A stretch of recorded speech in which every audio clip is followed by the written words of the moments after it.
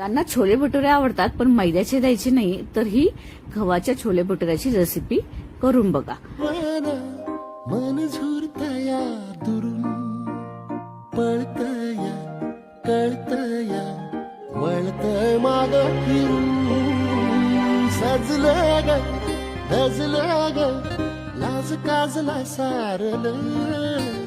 येंधळ हे गोंधळल लाड लाड गेलं हरून भाळलं कसं उरात पण जाय लागलं ते ओढ लागली मनात चढ जाय लागलं